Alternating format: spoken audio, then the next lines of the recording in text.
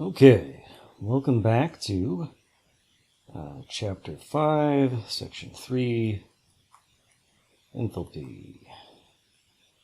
This is Lecture 21, Part 3.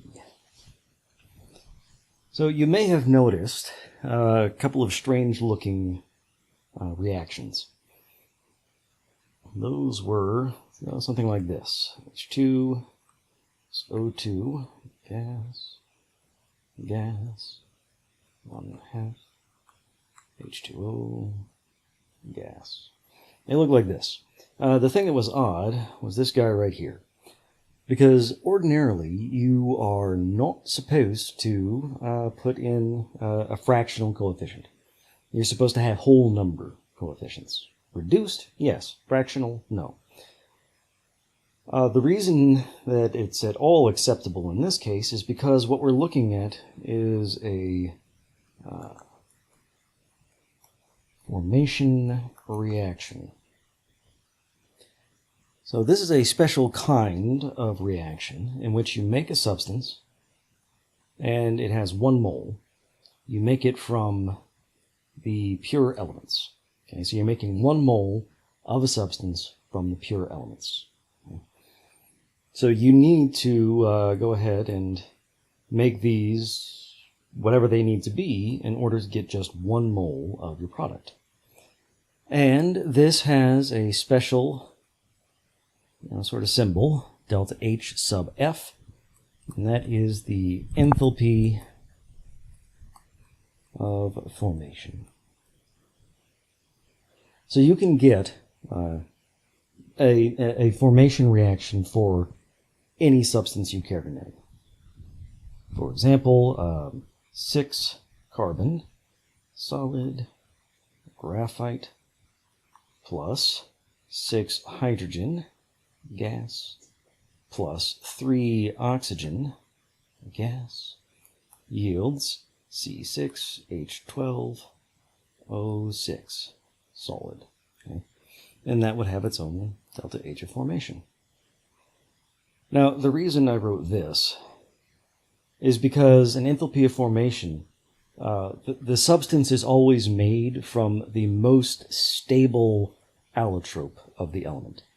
Okay, so when you have something with carbon in it, it's always made from graphite, not diamond. Okay. You can do this for other things. So, for example, 1,8S8 solid plus 3 halves O2 gas yields SO3 gas. And that will have its own enthalpy of formation. No real problems there. It's just very straightforward. And whatever numbers you have here are the numbers you need to get from over here. And we don't usually work with just the enthalpy of formation. What we work with is known as the standard enthalpy of formation. And that's symbolized by delta H sub F with a degree mark of it. And that degree means that we're at standard conditions. Okay. So standard conditions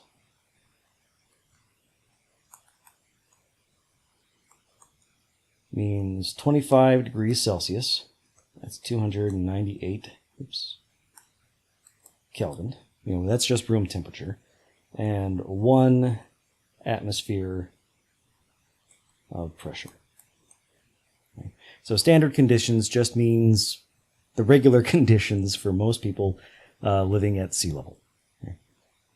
And standard conditions don't usually vary too much.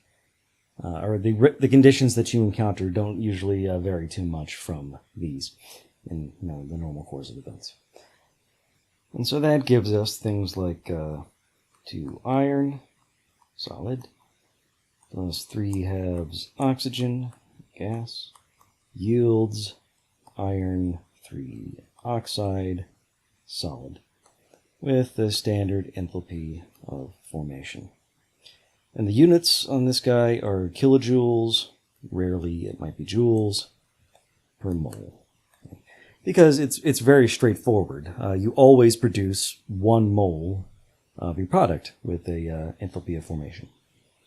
Now, why would we do this? Why would we care about this? Because it gives us another version of Hess's law. So let us look at this guy right here. C6H12O6 plus 6 oxygen goes to form 6 carbon dioxide and 6 water. Now let's go ahead and pretend that the way this reaction occurs is by break everything into elements, and then you make products. Okay. Now this is not how reactions occur. Okay. In reality, things collide and you make bonds and break bonds sort of all at the same time. But Hess's law, enthalpy is a state function. It doesn't matter what path we take. We can take any path we want to get to our products. So we can pretend that they break apart into the constituent elements, and then those elements are used to make the products. Okay. So when we do that, we have this reaction here. Well, let's figure out some space. So this reaction here, C6H12O6, breaks apart into 6 carbon plus 6 hydrogen plus 3 oxygen. And as you can see, this is just the enthalpy of formation in reverse. Remember, negative sign. Reverse the reaction, you get the negative sign. All right. And then what we can do is we can make our products. Okay. We need to make, okay, so that's our reactants. And now we have our products. So we need to make 6 carbon dioxide. So we take 6 carbon and we add 6 oxygen, and that gives us our 6 carbon dioxide. And this is just 6 times the delta H of formation for carbon dioxide. And similarly, we need to make 6 water. Let's go ahead and call it gas. So what we need is 6 hydrogen and 3 more oxygen.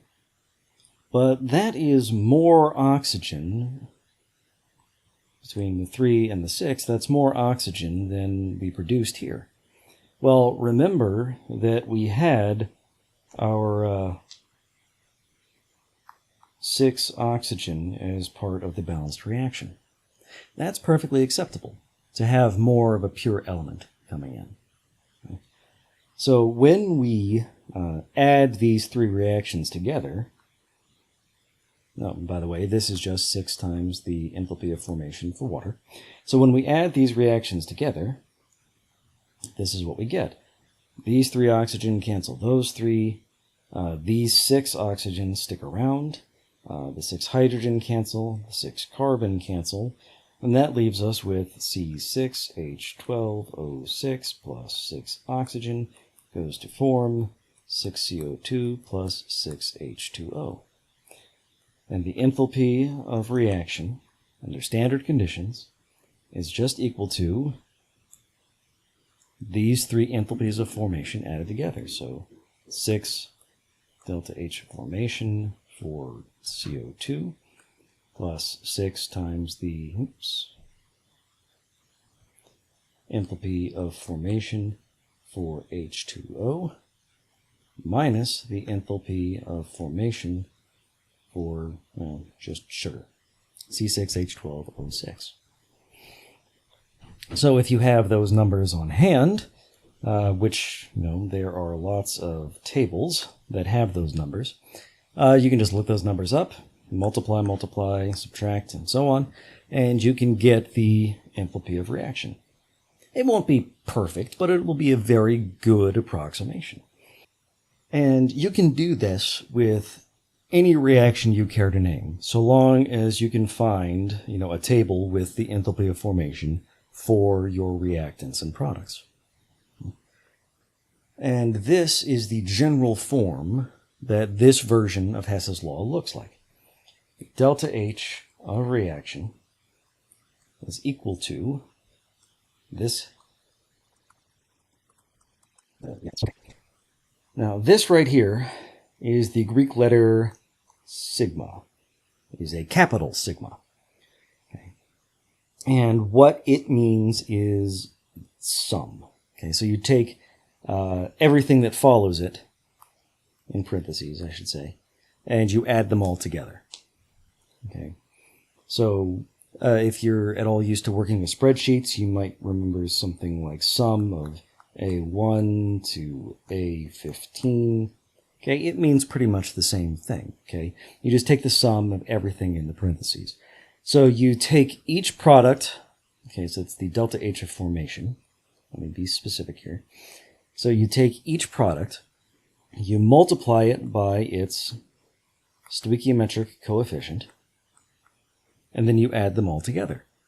And then you subtract the same thing for the reactants.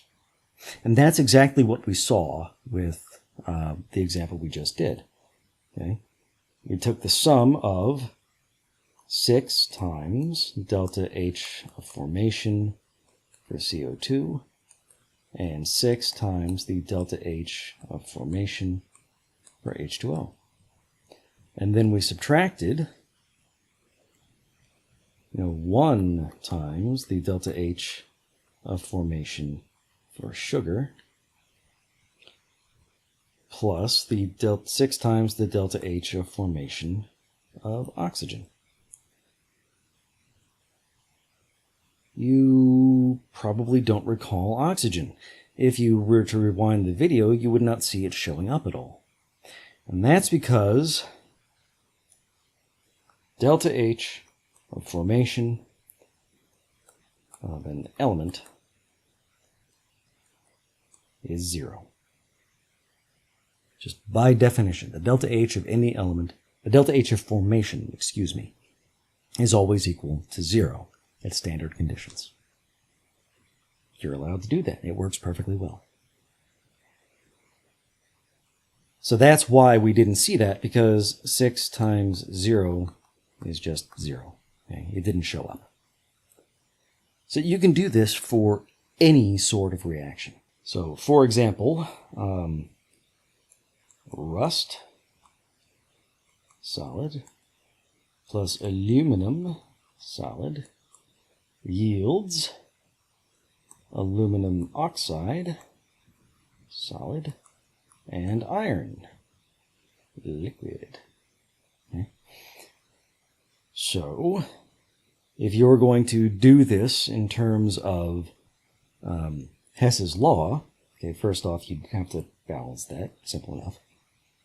But if you're going to do this in terms of Hess's law, it's products minus reactants. Okay, so, products minus reactants. State function, final minus initial. You're ending at products, you're starting with reactants, so it's products minus reactants. And you have to multiply them by their coefficients. And you wouldn't even have to look these up because element,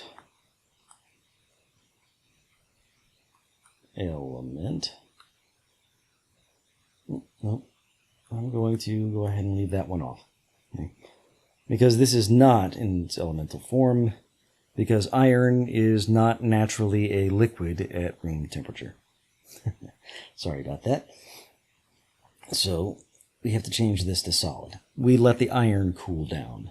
Now it's in its elemental form. And the way it works is that means that delta H of formation for aluminum equals 0. Delta H of formation of iron is also equal to 0. So the delta H for this reaction is products minus reactants is the delta H of formation, standard conditions, of aluminum oxide minus the delta H of formation of iron 3 oxide, rust. And again, you can look this up on a table. So everything after that is just plugging numbers into your calculator. Let's try NO2 plus H2O yields NH3 plus O2. And when we balance this, 4 and 6 and 4 and 7. Okay, so now, once again, our delta H of reaction is equal to products minus reactants. So our products are 7 times the delta H of formation of O2 plus 4 times the delta H of formation of NH3 minus 4 times the delta H of formation of NO2 plus 6 times the delta H of formation of water. Of course, oxygen, pure element, delta H of formation is just 0. So this is a branch of, or a brand, I should say, of Hess's law that is a little bit simpler. It's not quite as nasty or unpleasant as the other one. Why would we ever do the other one? Well, because sometimes you don't have a delta H of formation available. Just because you can write it out doesn't make it easy to find. Okay, doesn't make it easy to record. 6 carbon plus 6 hydrogen plus 3 oxygen making sugar. That's not how sugar's made. It's not even a little bit possible to pretend that that reaction is super duper easy. Okay, but if you combine various other reactions, you can get to this guy, and you can find that enthalpy of formation using the other, more complex version of Hess's law. So that's why we use that one, because some reactions are easier to set up than others. But Hess's law, all you really need is a table of enthalpies of formation and a calculator. Easy peasy, lemon squeezy. Now, I want to warn you, pay attention to your signs, okay? Because any one of these things, the enthalpies up here, they can be positive or they can be negative depending upon the substance.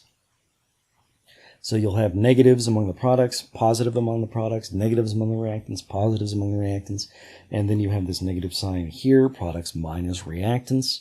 So it's really easy to slip up, forget a sign, and end up with the wrong answer. Okay? So really, really do watch out for that. Be careful of that, especially if you are using a scientific calculator rather than a graphing calculator.